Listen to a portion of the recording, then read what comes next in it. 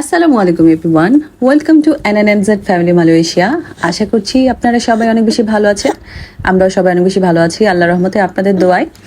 তো এখন মাঝে মাঝে আইসক্রিমের ক্রেভিং হয়, তো ভাবলাম যে সবসময় কি দোকান থেকে কিনে এনে খেতে হবে, বাসায় তো বানিয়ে বানিয়ে খাওয়া যায়। সে কারণে আমি বাসায় আইসক্রিম বানিয়ে রাখি, মানে কুলফি আইসক্রিমটা বানিয়ে রাখি। তো কিভাবে বানাই সেই প্রসেসটা আমি আপনাদের সাথেও শেয়ার করতে চাচ্ছি। আশা করছি ভিডিওটা আপনাদের ভালো লাগবে এবং আপনাদের বন্ধু বান্ধব সবার সাথেও আপনারা ভিডিওটা শেয়ার করে রাখবেন। আমার বাসায় চকোলেটটা শেষ হয়ে গিয়েছিল, যে কারণে আমি উপরে চকোলেটের কোটিংটা দিয়ে দেখাতে পারিনি। তো অন্য কোনো আরেকটা ভিডিওতে আমি অবশ্যই শেয়ার করব। তো আজকে নর্মাল কুলফিটাই শেয়ার করছি। তো কুলফি বানানোর জন্য প্রথমে আমি এখানে 1 লিটার পরিমাণ দুধ নিয়ে নিয়েছি, আর এখানে অ্যাড করব 1 কাপ পরিমাণ নারকেল কুচি আর হাফ কাপের একটু বেশি চিনি। কারণ যখন আমি কুলফিটা টেস্ট করব তখন নারকেলের পিসগুলো আমার দাঁতের কণায় লাগলে খুব বেশি ভালো ফিল হবে। আর নারকেলের যেহেতু অনেক বেশি উপকারিতাও আছে, আর চিনিটা আপনাদের টেস্ট অনুযায়ী দিবেন। আমি একটু কম পরিমাণে দিয়েছি। তবে একটা জিনিস মাথায় রাখতে হবে, গরম কোনো জিনিসে আপনি মিষ্টি জাতীয় কোনো জিনিস রান্না করলে সেখানে কিন্তু চিনির পরিমাণটা একটু কম লাগে, এবং ঠান্ডা কোনো কিছুতে চিনির পরিমাণটা বেশি লাগে। আমি বোঝাতে চাচ্ছি গরম জিনিসের মানে চিনির যে মিষ্টি মিষ্টি যে টেস্টটা সেটা কিন্তু ফিল হয় বেশি, আর ঠান্ডা জিনিসে সেটা কিন্তু কমে যায়।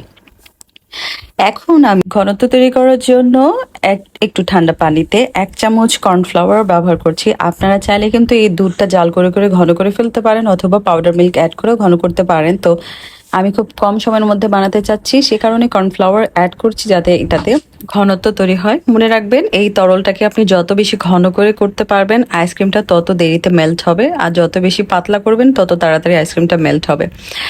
এখন এটাতে কুলফি আইসক্রিম যেহেতু বানাচ্ছি, ভ্যানিলা একটা ফ্লেভার থাকা চাই, তাই না? তাই আমি এখানে কয়েক ফোঁটা ভ্যানিলা এসেন্স যোগ করছি, 3-4 ফোঁটার মতো। আজকের ভিডিওতে আমি কিভাবে কুলফি আইসক্রিম বাসায় তৈরি করে থাকি সেটা শেয়ার করছি। আর কয়েকদিন আগের একটা ভিডিওতে আমি শেয়ার করেছিলাম বাসায় ভ্যানিলা আইসক্রিম মাত্র 2টা উপকরণ দিয়ে 5 মিনিটে কিভাবে করে ফেলতে পারেন। তো সেই ভিডিওটাও পেজে দেওয়া আছে, আপনারা চাইলে সেই ভিডিওটাও পেজটা ভিজিট করে দেখতে পারেন। সাথে আরো অনেক ভিডিও আছে, সেই ভিডিওগুলো আপনারা ভিজিট করে দেখতে পারেন। আশা করছি ভালো লাগবে। তো এখন যে এই তরলটা আমি রেডি করে রাখছি সেটা আলাদা একটু সাইডে রেখে আধা ঘন্টার একটু বেশি সময় রেখে ঠান্ডা করে নিয়েছি। একেবারেই ঠান্ডা হয়ে গেলে এখন এই আইসক্রিমটাকে আমি জমাট বাঁধার জন্য আমার ছোট ছেলে যে ইয়োগার্ট খায় সেই পাত্রগুলো আমি ধুয়ে রেখেছিলাম।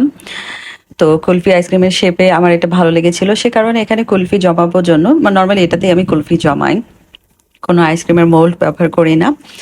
তো এটাতেই আমি এখন তরলগুলো দিয়ে স্টিক দিয়ে একটা বড় পাত্রে ঢাকনা বন্ধ করে দিয়ে ডিপ ফ্রিজে রাখবো 4 ঘন্টার জন্য। আর একটু পরে যখন জমাট বেঁধে যাবে, হালকা জমাট বেঁধে যাবে, তখন স্টিকগুলো আবার সোজা করে দিব, যেহেতু আমি কোনো ফয়েল পেপার ব্যবহার করছি না।